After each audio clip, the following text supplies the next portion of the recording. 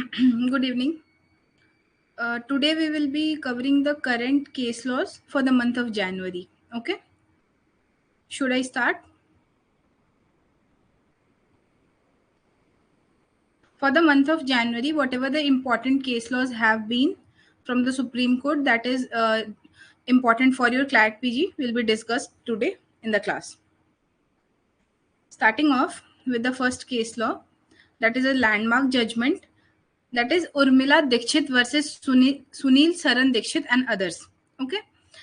The benches are written down here, you can read that from there. इस case में क्या हुआ था कि it is a case primarily focusing upon the elderly people and maintenance act that has been enacted by the government of India in 2007. इसमें क्या होता है कि एक माँ होती है, वो अपनी जितनी प्रॉपर्टी होती है वो अपने बच्चे के नाम कर देती है.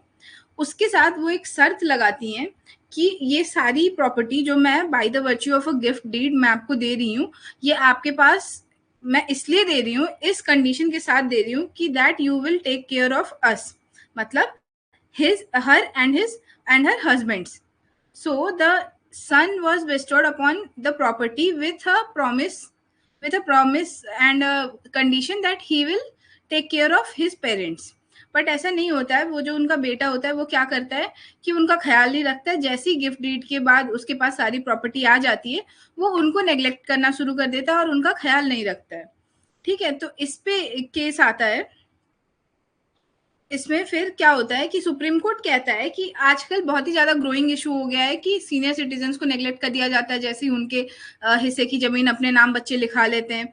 तो उसमें उन्होंने हाईलाइट किया कि there is a need to protect the elderly parents from mistreatment. Okay, and they also noted कि such gift deeds are merely used to manipulate the kids. की कंडीशन लगाया कि आप हमारी नहीं हम आपका ख्याल रखेंगे, बट ऐसा कोई भी बच्चा करता नहीं है.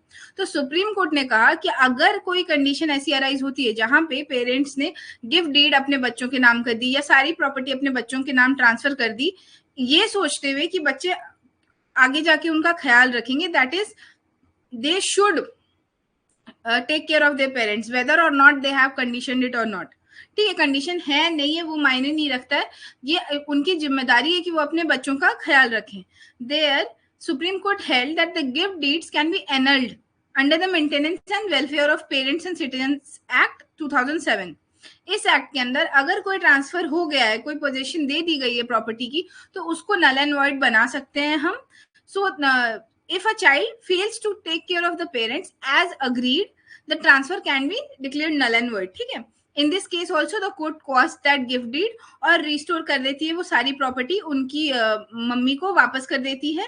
और सुप्रीम कोर्ट कहता है कि जो ट्रिब्यूनल इस एक्ट के अंदर कॉन्स्टिट्यूट किए गए हैं, ठीक है, जो 2007 के एक्ट के अंदर जो कॉन्स्टिट्यूट किए गए हैं ट्रिब्यूनल्स, उनके पास ये पावर है that they can restore the property back to the senior citizens. उनके पास ये पावर है कि अगर उनके बच्चे अपने पेरेंट्स का ख्याल नहीं रख रहे हैं, तो वो उनकी जो प्रॉपर्टी उन्होंने by the way of gift deed और transfer whatever they have done to their kids, to their children, they can take them back from their children. ठीक है, these powers have been granted specifically under section 23 of the maintenance act of the welfare and maintenance act of the senior citizens. Okay, so Section 23 has been given there to ensure that the elderly citizens are taken care of. If the recipient violates the terms like neglects the parents, then the tribunal can annul the transfer. Whatever transfer, whatever possession has been given over to the children, that can be annulled by the tribunal. The tribunal that has been specifically made under this act to take care of the senior citizens who are facing this same issue. ठीक है, the law empowers authorities to uphold the dignity and well-being of the senior citizen. Okay, this was the case of Urmila Dikshit versus Sunil Saran. Okay, next is another case, that is B.N. John versus State of Uttar Pradesh and another.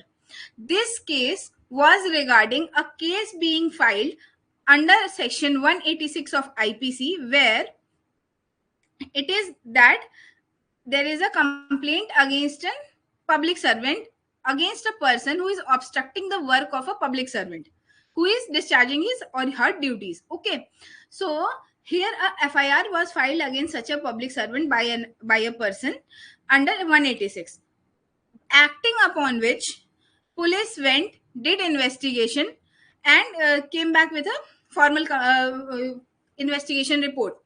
यहाँ पे क्या था कि हमें देखना था, court ने कहा कि क्या एग्जीक्यूटिव मजिस्ट्रेट और जुडिशियल मजिस्ट्रेट दोनों सेम बात है.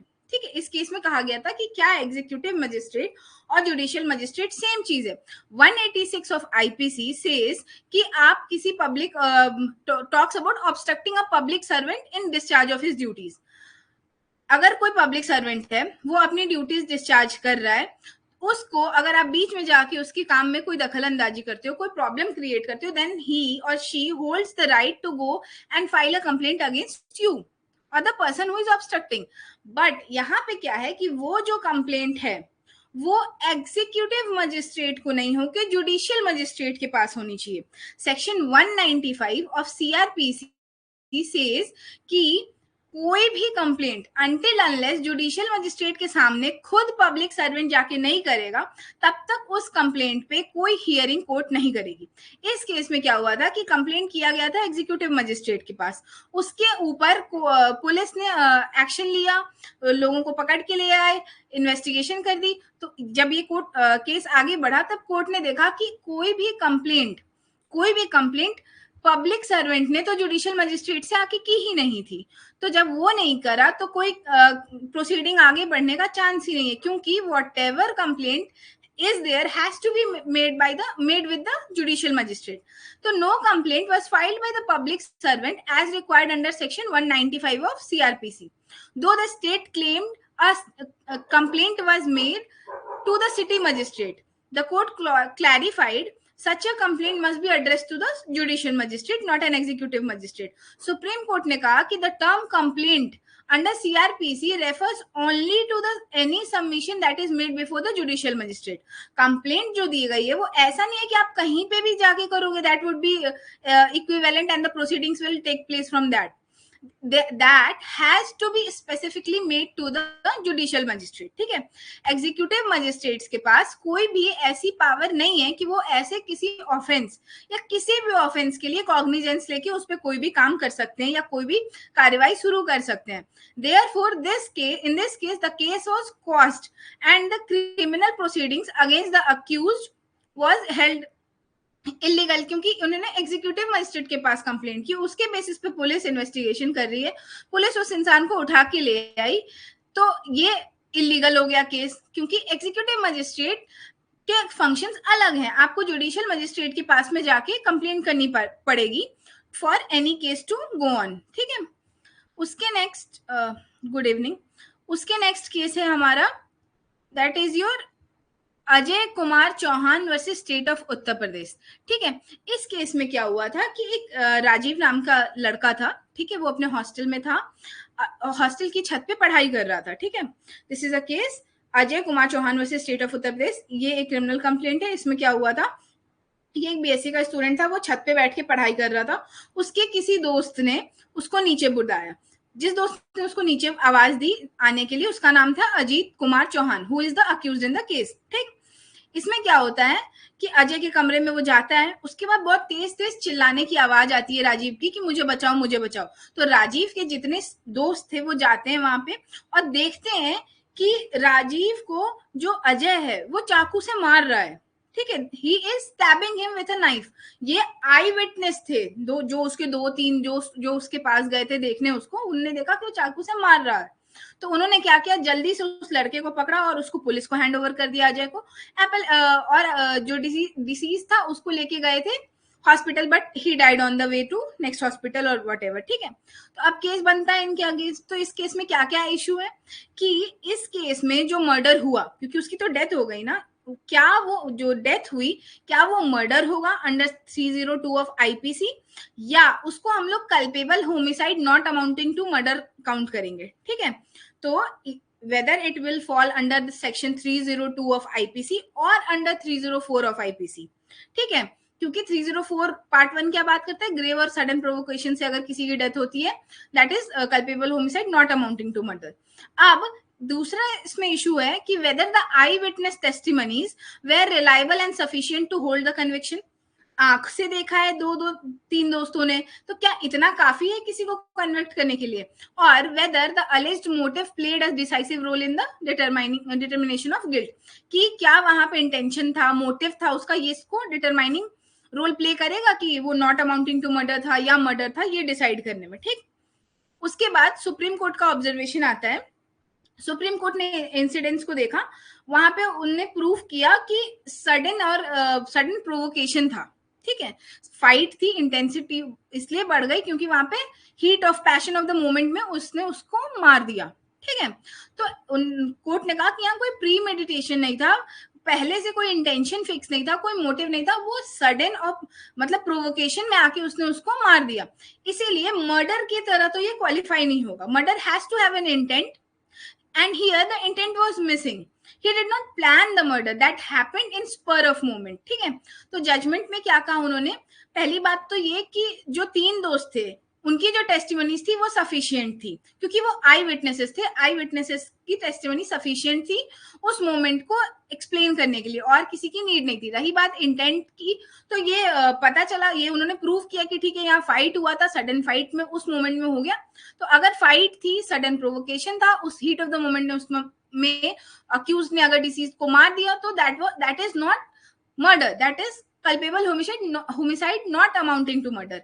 ठीक है, तो इसने फिर इस केस में सुप्रीम कोर्ट ने क्या किया कि कन्विक्शन को ऑल्टर कर दिया। मर्डर की कन्विक्शन थी उसको बदल के culpable homicide not amounting to murder कर दिया। ठीक है, और सेंटेंस ऑलरेडी उस अक्यूज ने सर्व कर लिया था 8.5 इयर्स का, इसलिए उसको छोड़ देते हैं। इसमें कोर्ट ने ये कहा कि जस्टिस हो ही गई है, क्योंकि वो ऑलरेडी काफी टाइम तक जेल में बंद रहा था during the trial of the offence. यहाँ पे विटनेसेस की टेस्टिमनीज को कहा कि ये सफिशिएंट ग्राउंड है। कोर्ट ने क्या तीन इश्यूज थे हमारे पास, कि क्या इसको मर्डर कहेंगे या होमिसाइड कहेंगे। तो होमिसाइड था वो, not amounting to murder. Eye witnesses की टेस्टिमनीज हाँ रिलायबल थी। मोटिव का प्लेयर यहाँ पे डिसाइसिव रोल था या नहीं था? ऑब्वियसली था, क्योंकि जब मोटिव नहीं था तभी तो हमने कहा कि मर्डर नहीं था। अगर मोटिव होता, प्लानिंग होती, इंटेंशन होता, तो वो मर्डर होता, बट वो हीट ऑफ द मोमेंट में हुआ, इसलिए वो मर्डर नहीं हुआ। ठीक, यहाँ तक किसी को कोई डाउट है? Coming upon next is your इवन रथिनाम वर्सेस मिलन जोसेफ।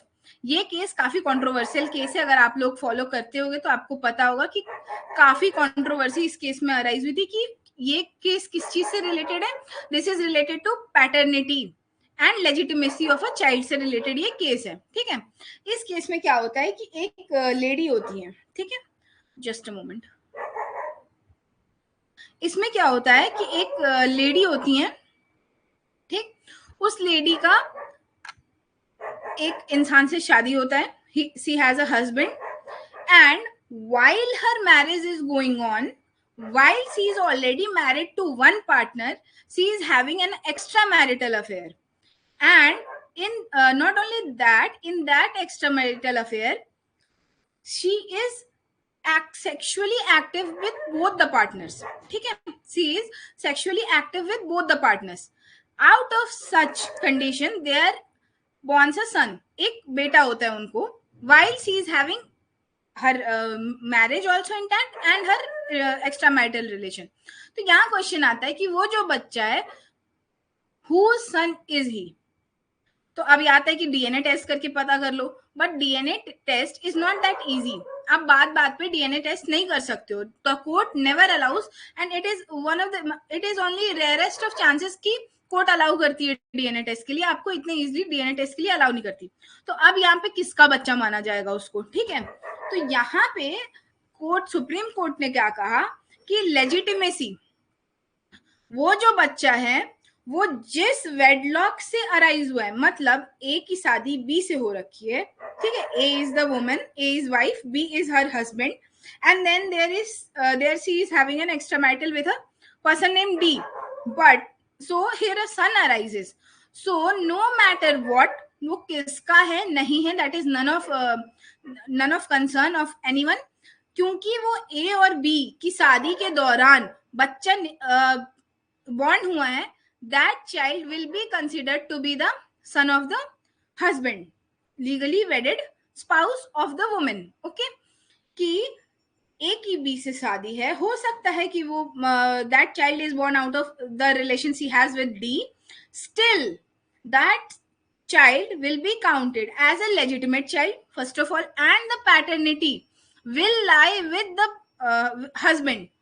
क्योंकि until unless, कोर्ट ने कहा कि until unless आप ये ना प्रूव कर दो कि जिस समय वो बच्चा पैदा हुआ उस समय उस व्यक्ति का, उस लेडी का अपने पति के साथ कोई कांटेक्ट नहीं था।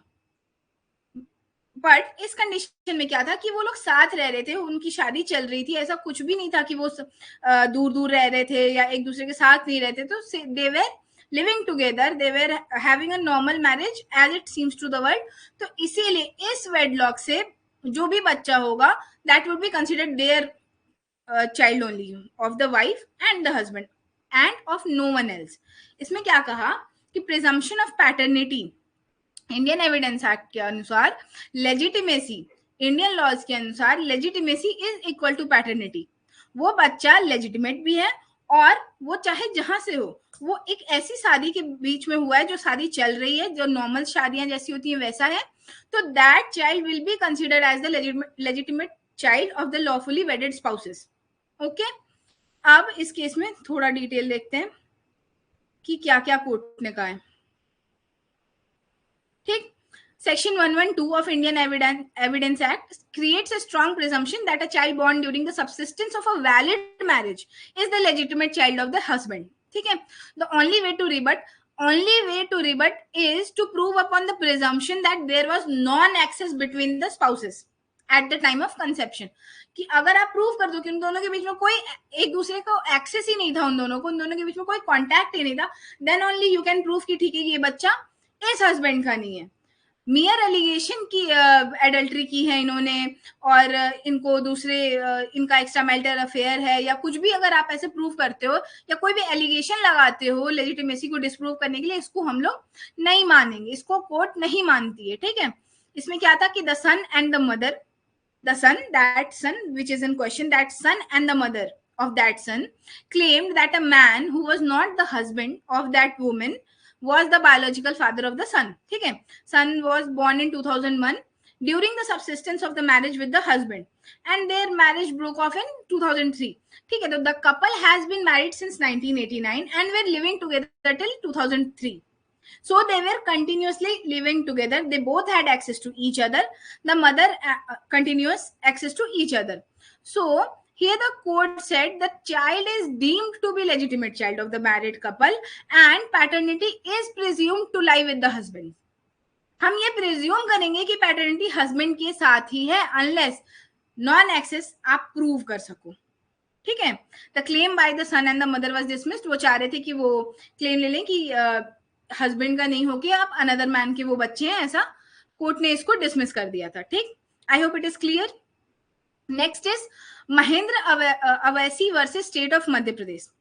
इसमें क्या होता है कि एक एफआईआर फाइल किया गया, ठीक है, by Dharmendra regarding the suicide of his nephew Ranjit Chauhan. Ranjit Chauhan नाम का एक व्यक्ति था जिसने सुसाइड कर लिया।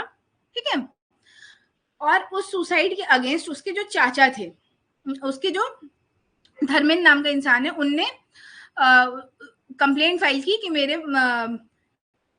मेरे बच्चे ने, रंजीत ने हरासमेंट फ्रॉम महेंद्र अवैसी की वजह से उसने सुसाइड कर ली। और उसने ऐसा, वो जो रंजीत चौहान था उसने एक अपने पीछे एक सुसाइड नोट छोड़ रहा था, उसमें उसने एक्सप्लिसिटली लिखा था कि मैं महेंद्र नाम के आदमी रिस्पॉन्सिबल है मुझ पे प्रेशर डालने के लिए कि मैं सुसाइड कर रहा हूँ। यहाँ क्या होता है कि ये जो रंजीत आदमी है ना, उसने एक लोन लिया होता है। ठीक है, उसने एक लोन लिया होता है बैंक से वो लोन लेता है और उसको रीपे नहीं कर रहा होता है। तो जो वहां का ब्रांच मैनेजर है ना, वो इसको बार बार कहता है कि रीपे कर दो, बार बार कॉल करता है, ये समझता ही नहीं, ये नहीं करता है रीपे। तो वो गुस्सा होके कहता है, उस पर गुस्सा करके उससे बोलता है कि क्यों नहीं पे कर रहे हो, वॉट एवर इट इज। तो वो इंसान क्या करता है कि उस प्रेशर में जाके सुसाइड कर लेता है। ठीक, और पीछे एक नोट लिख देता है कि इसने इतना प्रेशर डाला कि मैंने सुसाइड कर लिया। अब उसका जो वो फैमिली मेंबर था वो उठता है, वो कहता है कि महेंद्र के खिलाफ केस कर देता है कि इसने अबेटमेंट टू सुसाइड किया है मेरे बच्चे के against and that is why he committed suicide. ठीक है, and he is charged under section 306 of IPC, that is abetment of suicide. Next क्या होता है कि कोर्ट के पास जाता है, तो अब यहाँ के क्वेश्चन उठता है कि did the appellant conduct amount of to abetment of suicide under 306, कि क्या मैनेजर का ये कहना कि आपने बैंक से लोन लिया है आप उसको रीपे कर दीजिए एंड कंटिन्यूअसली कहना would that amount to abetment of suicide, पहला क्वेश्चन तो ये है। और क्या जो सुसाइड नोट और जो टेलीफोनिक कॉन्वर्सेशंस ब्रांच मैनेजर और द डिसीज्ड के बीच में जो पाए गए हैं, क्या उतने सफिशिएंट थे ये एस्टैब्लिश करने के लिए कि अबेटमेंट ऑफ सुसाइड हुआ है, और क्या हाईकोर्ट ने गलती करी है इन फ्रेमिंग ऑफ चार्जेस। ठीक है, तो सुप्रीम कोर्ट क्या कहता है कि कोई एविडेंस ऐसा शो नहीं कर रहा कि कोई इंस्टिगेशन हुई है कमिट करने के लिए सुसाइड। अगर मैं किसी से पैसा ले लूं, ठीक है, और दैट इज अ बैंक, अगर मैं बैंक से पैसा लूं और मेरा लोन रीपे करने का एक टाइम बाउंड लिमिट है कि मुझे मे बी 6 महीने बाद लोन एट एनी कॉस्ट पे कर देनी है, और मैं वो लोन नहीं पे करूंगी, तो then that is the duty of the bank employee to remind me to repay the loan. That is very well established rules and conditions. ठीक है, कि हम लोन लेते हैं हमें वो रीपे करना होता है, आप एक बार रीपे नहीं करोगे आपको रिमाइंडर आता है, 2 बार नहीं करोगे बाद में आप पे प्रेशर डालेंगे कि आप रीपे कर दो वरना मैं आपकी चीजें जब्त कर लूंगा, आप क्यों नहीं रीपे कर रहे हो। That is very normal, that happens. आप किसी का पैसा लेके ऐसे भूल तो नहीं सकते ना, आपको वापस तो करना ही पड़ेगा। तो कोर्ट ने भी यही सेम चीज कही कि आप किसी का पैसा लेके वापस नहीं कर सकते, और अगर आपको वो पैसा रीपे करने के लिए वो कॉल कर रहे हैं कि आप रीपे कर दो, आप रीपे कर दो, और आप उसको रीपे नहीं कर रहे हो, then that would not amount to abetment of suicide. उसने ये थोड़ी कहा है आपसे कि आप जाके सुसाइड कर लो, वो तो बस आपको लोन रीपेमेंट के लिए कह रहा है। और टेलीफोनिक कॉन्वर्सेशंस में भी उसने जो कोर्ट को ने सुनी उसमें यही था कि वो थोड़ा गुस्से में झुंझला के कह रहा है कि भाई पैसे वापस कर दो। ठीक है, तो सुसाइड नोट में उसने लिख दिया कि भाई वो मेरे से पैसे मांग रहा है इसलिए मैं सुसाइड कर लूं। Will that amount to abetment of suicide? Absolutely no. There was no instigation. वो ये थोड़ी कह रहा है कि आप जाके मर जाओ, आप जाके मर जाओ। There was no direct or indirect instigation in the same regard. So the court quashed the criminal proceeding against the branch manager, that was your Mahendra Vesi, and trial court और जो हाई कोर्ट का order था उसको भी set aside कर दिया कि नहीं नहीं आपने गलत ऑर्डर दिया था, ऐसा सुप्रीम कोर्ट ने कह दिया। ठीक, अब रीजनिंग क्या दी? नो एक्टिव रोल और direct provocation by Mahendra. The act of demanding loan repayment, even if persistent, did not meet the threshold of abatement. बार बार वो आपको लोन रीपे करने कह रहा है, दैट इज वेरी नॉर्मल। आपने पैसा लिया वो आपको वापस करने तो कहेगा ही। ऑडियो एविडेंसेस भी ये नहीं शो कर रही है कि वो उसको मारना चाह रहा है या मर जाने के लिए प्रोवोक कर रहा है। ठीक है, अब सेक्शन 306 में क्या रिक्वायरमेंट्स है कि एक सुसाइड होना चाहिए, वो तो हुआ था। Accused must have actively abetted through instigation और फैसिलिटेशन, ऐसा नहीं किया है यहाँ पे, ये तो नहीं हो रहा है फुलफिल। और तीसरा कि सिर्फ हार्श वर्ड्स बोल देने से, प्रेशर डाल देने से, कोई झगड़ा हो जाने से, without any clear intent, that do not constitute abetment. तो यहाँ पे तो अबेटमेंट हुआ ही नहीं है, कोई भी मेजर रीजंस उसमें फुलफिल हुए ही नहीं है। That is why this case was quashed and the criminal proceeding were quashed against the accused. ठीक है, उसके बाद कोर्ट ने ये भी कहा कि पुलिस जो है सो छोटी छोटी बातों पे 306 को इन्वोक कर लेती है, वो देखते भी नहीं है कि यहाँ पे सच में 306 को इन्वोक करने की नीड थी या नहीं थी, या इमोशनली अगर फैमिली आपसे कह रही है आप उसके बेसिस पे तो नहीं केसेस फ्रेम कर सकते हो, चार्जेस फ्रेम कर सकते हो। तो लॉ को डेलिबरेटली कुछ भी ग्लोरीफाई करने के लिए नहीं यूज करना चाहिए, जहां नीड हो वहीं लगानी चाहिए। Hyperbolic exchanges in conversation should not be glorified as abetment. गुस्सा होके बोल देना, झुंझला के बोल देना, इसको आप अबेटमेंट नहीं बोलोगे। ठीक है, उसके बाद उन्होंने डायरेक्शन दिया इन्वेस्टिगेशन एजेंसीज को कि agency must be sensitize to judicial precedents on 306 की जो आया है अभी तक प्रेसिडेंट, उस पर आप रिलाई करो कि आप कब उसको इन्वोक करोगे। कभी भी बिना मतलब हर चीज में आप 306 को मत इन्वोक किया करो। Every suicide case must be examined through practical and legal basis. ठीक है, not just emotional response of the family और द सराउंडिंग। ओके, उसके बाद नेक्स्ट केस आता है किम वानसू वर्सेस स्टेट ऑफ उत्तर प्रदेश। इसमें क्या था कि एक आदमी के अगेंस्ट क्रिमिनल केसेस फाइल कर दी गई थी, तो उसको क्वाश करने के लिए वो हाई कोर्ट में जाता है। तो हाई कोर्ट कहता है उससे कि नहीं आप मैं आपके क्रिमिनल केस को क्वाश नहीं कर सकता, because that can be only quashed against that can not be quashed under 226। तो वो उस केस को लेके ऊपर जाते हैं सुप्रीम कोर्ट में। यहाँ पे क्या होता है कि जो अक्यूज है किम वानसू, उनको एक एफआईआर में उनका नाम दे देते हैं जिसमें cheating, fraud, criminal conspiracy 8 crore रुपए तक का डिफॉल्टर बना के उनके अगेंस्ट केस फाइल कर देता है। तो यहाँ पे लीगल इशू यही था कि क्या high court under article 226 quash कर सकती है क्रिमिनल प्रोसीडिंग को। 482 सीआरपीसी में तो उसके पास पावर है, बट जहां 482 नहीं अप्लाई हो रहा है, क्या 226 को अप्लाई कर सकती है, नहीं कर सकती है। तो इसमें कोर्ट ने कहा कि हाँ, high court can quash criminal proceeding under both 482 of the CrPC and 226 of the Constitution of India. ये पावर जो है सो म्यूचुअली एक्सक्लूसिव नहीं है and they both can be used to prevent the misuse of legal process. ठीक है, इसमें क्या कहा कि कर सकती है हाई कोर्ट, ठीक है, और सिर्फ 485 के अंदर नहीं, 226 के अंदर भी कर सकती है। ठीक है, इसमें क्या है कि पावर अंडर 482 क्या है कि to prevent the abuse of process और to secure the ends of justice in criminal proceeding, कि अब्यूज अगर हो रहा है, कहीं पे ऐसा लग रहा है, तो कोर्ट उसको कर सकती है। अब 226 एक्स्ट्रा ऑर्डिनरी कॉन्स्टिट्यूशनल पावर देती है हाई कोर्ट को to take actions. High court can intervene even in criminal matters to protect the individual rights and stop legal harassment. अगर किसी के अंदर किसी के अगेंस्ट बेतुकी एफआईआर हैं जिसमें कोई बेस नहीं है और उनको दिख रहा है ये प्रॉब्लम है, तो वहां पे इट इज नॉट इम्पोर्टेंट कि आप 482 के अंदर ही उसको रोक सको, आप 226 भी इन्वोक करके रोक सकते हो। इसमें कोर्ट ने 2 और केसेस साइट किए, that is state of Haryana versus Bhajanlal.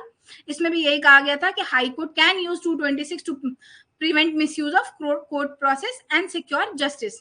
दूसरा केस था Pepsi foods limited versus special judicial magistrate का case, in which high courts judicial power applies to criminal matters also. ये कहा गया था इट मे एक्ट अंडर 226 और 482 of CrPC to quash the proceedings. इन 2 cases को उन्होंने साइट किया था वापस से सुप्रीम कोर्ट ने। उसके बाद नेक्स्ट केस आता है Bhupal Singh and another versus state of Uttarakhand. ठीक है, I hope there is no issue up until now.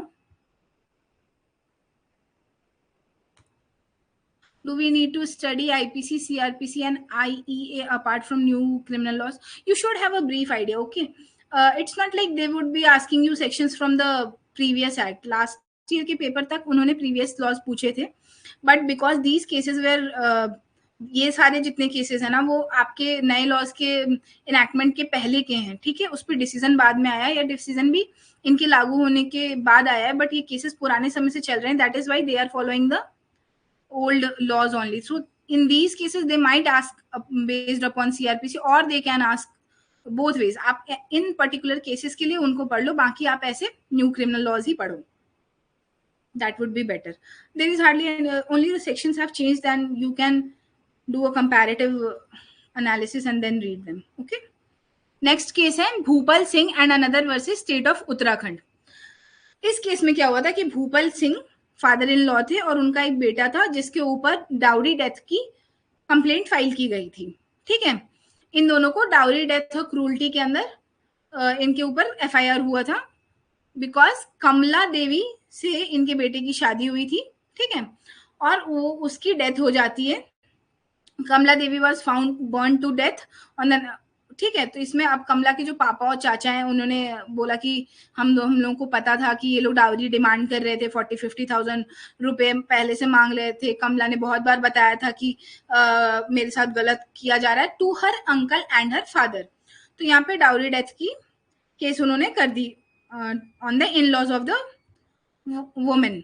अब यहाँ क्या होता है कि एविडेंस जो इकट्ठा होता है ना, जो ये की विटनेसेस हैं उसके पापा और चाचा, उनके एविडेंसेस और बहुत सारे एविडेंसेस जो ये कोर्ट करता है, तो वहाँ क्या होता है कि विटनेसेस की टेस्टिमनी में ना बहुत कॉन्ट्राडिक्शन होता है, बहुत ऑमिशंस होते हैं, दोनों एक जैसी बात नहीं कर रहे हैं, कोई क्लियर प्रूफ नहीं हो रहा है कि कोई स्पेसिफिक इंस्टेंस वो बता नहीं पा रहे हैं कि क्रूअल्टी हुई है, डाउरी रिलेटेड कोई भी हरासमेंट हुआ है, कोई डायरेक्ट कोलैबोरेटिव एविडेंस नहीं है उनके पास में कि कमला की डेथ इस वजह से हुई है। एलिगेशंस जो हैं वो सिर्फ ऐसे कर दिए गए थे, लीगली सफिशिएंट एलिगेशंस नहीं थे।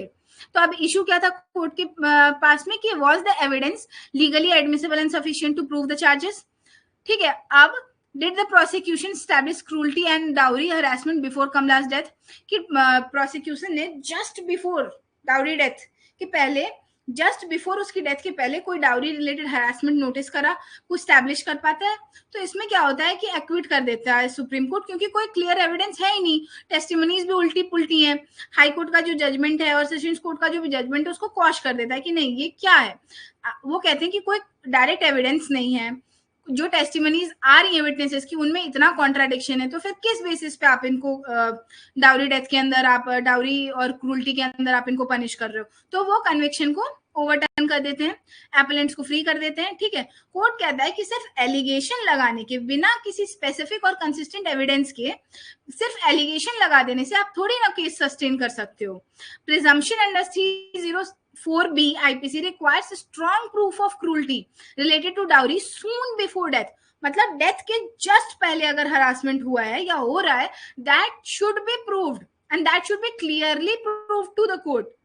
ठीक है, to establish the case of dowry. अगर ऐसा नहीं है तो कुछ भी आप कंप्लेन, आजकल जो ये चल रहा है कि कभी भी कुछ भी हो रहा है, कैसे भी डेथ हो रही है, आप उसको डाउरी डेथ बता रहे हो, that would not sustain in the court.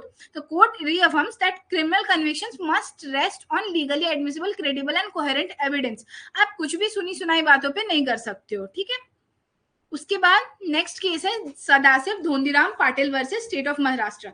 इसमें है कि विलेज पाटिल्स होते हैं, ठीक है, मतलब जैसे पुलिस होते हैं ना, वैसे ही छोटे छोटे विलेजेस में विलेज पाटिल्स होते हैं जो एक्चुअली पुलिस नहीं होते हैं, but they have specific functions and power alike to the police. थोड़े बहुत पावर्स होते हैं छोटे विलेजेस में, कोई इमीडिएट प्रॉब्लम हुई उसके लिए ऐसा। तो वहां उस एक गांव होता है, वहां पे क्या होता है कि एक हस्बैंड और वाइफ होता है, उन दोनों की ना मैरिज बहुत हैप्पी मैरिज नहीं होती है, कुछ ना कुछ इश्यूज होते हैं उनके मैरिज में, they are not very happy. ठीक है, विद देयर मैरिज। तो उसमें क्या होता है कि एक दिन क्या होता है कि वाइफ, हस्बैंड नहीं होता है, फिर वाइफ की बॉडी ऐसे घर पे मिलती है। ठीक है, एक दिन उसकी वाइफ मिसिंग हो जाती है, उसकी बॉडी उनके घर पे थोड़ी देर फिर बाद में मिलती है। अब यहाँ क्या होता है कि अक्यूज जो है, सो एलिजिडली ऐसा स्टेट कहती है कि ये जो अक्यूज है उसने विलेज पुलिस को, विलेज पाटिल को जाके अपना जुर्म कबूल किया कि हाँ मैंने ही किया है ये। ठीक है, but he did not made an admission to any police. तो यहाँ ये केस आता है कि क्या जो कन्फेशन विलेज पुलिस पाटिल को किया गया है वो would that be admissible as evidence, क्योंकि हम लोगों को पता है कि पुलिस के अगेंस्ट अगर आप कोई कन्फेशन, पुलिस के पास अगर आप कोई कन्फेशन करते हो, that is not admissible in court. But यहाँ पे क्या है कि आपने पुलिस को तो किया ही नहीं है, आपने एक पुलिस पाटिल को किया है अपना confession, and that is not, that person is not police. तो क्या उसके सामने दिया गया बयान एडमिसिबल होगा कोर्ट में या नहीं होगा, ये था मेन कंटेंशन इस केस में। तो यहाँ पे सुप्रीम कोर्ट कहता है कि village police Patil is not a police officer within the meaning of Indian evidence Act, therefore a confession made to him will be considered as an extra judicial confession. Extra judicial confession उसको हम लोग मानेंगे, obviously judiciary के सामने नहीं हुआ है ना कन्फेशन, और ना पुलिस के सामने हुआ है, तो ये एक वीक काइंड ऑफ कन्फेशन है कि ये जो कन्फेशन है ये एडमिसिबल तो हो सकता है, बट तब होगा जब it should be made without coercion, inducement और threat, must be truthful and trustworthy, और जो कन्फेशन किया गया ना वो एकदम क्लियर होना चाहिए, साफ साफ शब्दों में उसने कहा होना चाहिए कि मैंने ये जुर्म किया है, then only that would be considered admissible. But उसके अलोन बेसिस पे आप पूरा केस डिसाइड नहीं करोगे।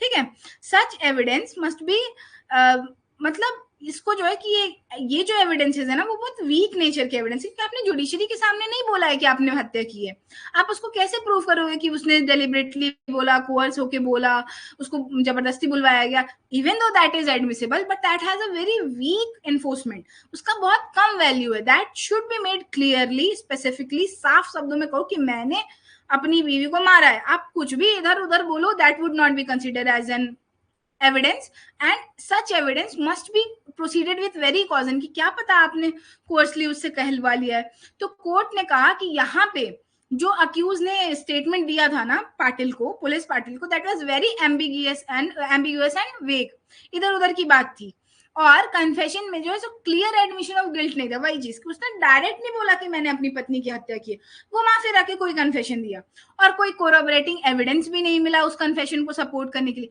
आप कन्फेशन करो, that would be admissible only if it is clearly made to the Patil or to anyone. ठीक है, Patil, here we are talking about the police Patil, that should clearly state that I did the crime. कुछ भी इधर उधर बोल रहे हो, that is not admissible. And there shall be any corroborative evidence to prove that admission. ठीक है, तो confession standards of reliable extra judicial evidence पे नहीं खड़ा उतरता है, कोर्ट एक्विट कर देता है अक्यूज को due to lack of credible evidence, or extrajudicial confessions alone cannot be the sole basis for conviction unless they are absolutely reliable, ऐसा कोर्ट कहती है. ओके, नेक्स्ट केस है Dinesh Kumar Mathur versus state of Madhya प्रदेश.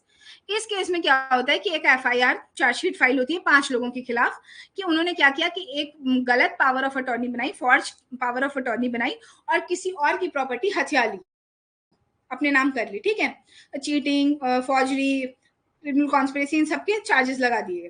क्या होता है कि अब दिनेश कुमार माथुर जो है वो हाउसिंग बोर्ड के ऑफिशियल है, इनके अगेंस्ट भी ये वो जो 5 लोग थे उसमें से एक ये थे, ये जो एलिगेशंस इनके अगेंस्ट भी बनाए गए. ठीक है, फिर चार्जशीट फाइल हुई और उनमें इनका नाम डाल दिया. ऑल दो पुलिस को अपनी इन्वेस्टिगेशन में इनसे रिलेटेड एक भी एविडेंस नहीं मिला कि ये भी उन चारों के साथ इन्वॉल्व थे, पर पुलिस ने क्या किया कि ये इन चारों का दोस्त है, इनके साथ रहता है, इसलिए इसने भी तो किया ही होगा.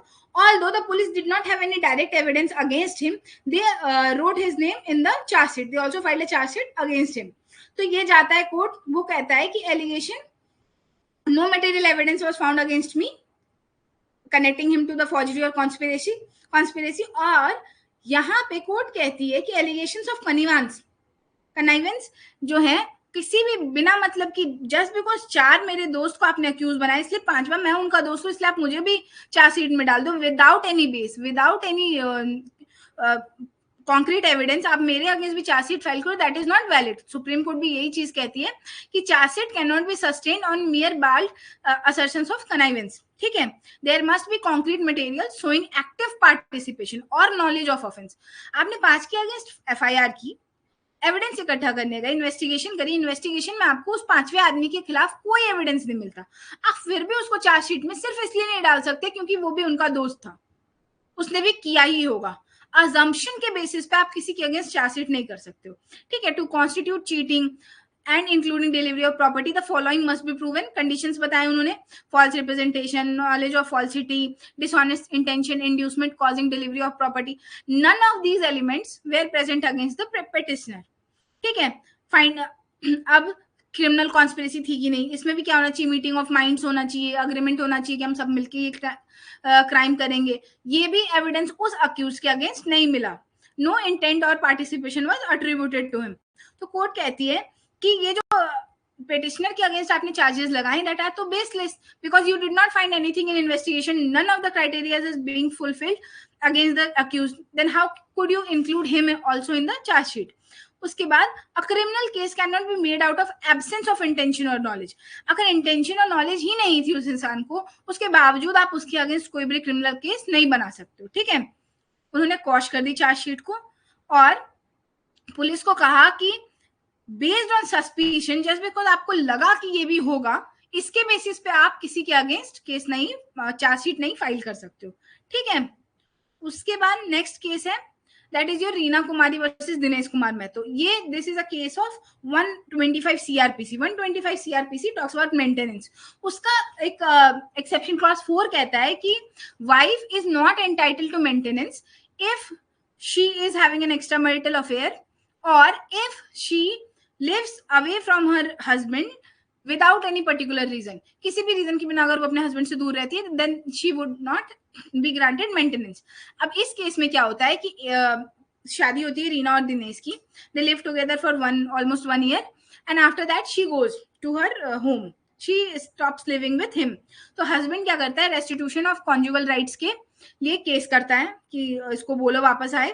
बट क्या होता है कि फैमिली कोर्ट उनको डिक्री दे भी देती है कि आप वापस आइए, अपने पति के साथ रहिए, बट वाइफ नहीं आती है अपने मैट्रिमोनियल होम में. वो इंस्टेड वो क्या करती है, मेंटेनेंस के लिए केस फाइल कर देती है. ठीक है, फैमिली कोर्ट अलाउ कर देता है मेंटेनेंस 10,000 रुपीज पर मंथ. फिर ये हाई कोर्ट में जाते हैं तो हाई कोर्ट रिवर्स कर देता है डिग्री को कि यहाँ पे तो रेस्टिट्यूशन वाली डिग्री को नॉन कंप्लायंस है, उनको तो साथ आके रहने के लिए कहा गया था, वो एक तो वो भी नहीं मान रही है और ऊपर से मेंटेनेंस क्लेम कर रही है, तो दैट इज नॉट अलाउड, ठीक है। तो अब यहाँ पे है कि whether the wife is entitle to maintenance under section 125 CrPC if she refuses to comply with the restitution of conjugal rights. If she refuse, क्या वो फिर भी लाइबल होगी कि उसको मेंटेनेंस मिले? तो यहाँ कहते हैं कि a wife can claim maintenance even if she does not comply with the decree, क्योंकि यहाँ कोर्ट कहता है कि what if she has a valid reason, जो आपको नहीं दिखा, जो कोर्ट ने नहीं समझा, कि valid reason because of which she does not want to live with her husband. तो यहाँ पे क्या पता चलता है कि हस्बैंड के साथ वो नहीं रहना चाहती हैं because just cause for returning to husband and protecting the maintenance, उसके पास राइट टू मेंटेनेंस होगा अगर वो किसी जस्ट कॉज की वजह से अपने हस्बैंड के साथ नहीं रह रही है। तो अब इस केस में क्या हुआ था कि वाइफ का मिसकैरेज हुआ था, उसके साथ इल ट्रीटमेंट होता था, हस्बैंड उसको नेग्लेक्ट करता था और इसलिए वो अपने पति के साथ नहीं रह रही थी। तो यहाँ पे कोर्ट कहता है कि these form sufficient ground for refusing to return to the matrimonial home, और यही ग्राउंड सफिशिएंट है इसके लिए कि वो मेंटेनेंस क्लेम कर सके। यहाँ पे सेक्शन 125(4) जो बार करता है वाइफ को if she refuses to live with husband without sufficient reason, ये तो अप्लाई ही नहीं हो रहा क्योंकि उसके पास तो सफिशिएंट रीजन है, उसका मिसकैरेज हुआ, उसके साथ गलत व्यवहार कर रहे हैं, उसको परेशान कर रहे हैं, उसने हस्बैंड उसको नेग्लेक्ट कर रहा है, तो वो चली गई, she has absolute justified grounds to leave the house, ठीक है। तो यहाँ पे कहता है कि उन्हें अपील अलाउ कर दी, गवर्नमेंट ने कहा, सुप्रीम कोर्ट ने कहा कि उसको 10,000 हस्बैंड देगा मेंटेनेंस पर मंथ, ठीक है। और उसको यहाँ पे उन्होंने 2 और केसेस साइट किए, that was Kirtikant D Bhadauria versus state of Gujarat and Amrita Singh versus Ratan Singh, ठीक है, कि सिर्फ एक डिक्री पास कर दी उन्होंने रेस्टिट्यूशन ऑफ कंजुगल राइट्स की किसी भी कोर्ट ने at the behest of husband and non-compliance by wife is not enough to bar the maintenance, कि उन्होंने रेस्टिट्यूशन करने के लिए कहा, वाइफ ने मना कर दिया, इसलिए आप उसको मेंटेनेंस से नहीं मना कर सकते until unless she does not have a valid reason to do so, ठीक है। इतने ही केसेस जनवरी के लिए मोर और लेस आपके इंपॉर्टेंट केसेस हैं। इसके बाद हम लोग नेक्स्ट फरवरी की केसेस देखेंगे। इसमें किसी को कोई डाउट हो you can ask me now or else we will be done with the class today. Okay, any doubts, anyone? This is it for January.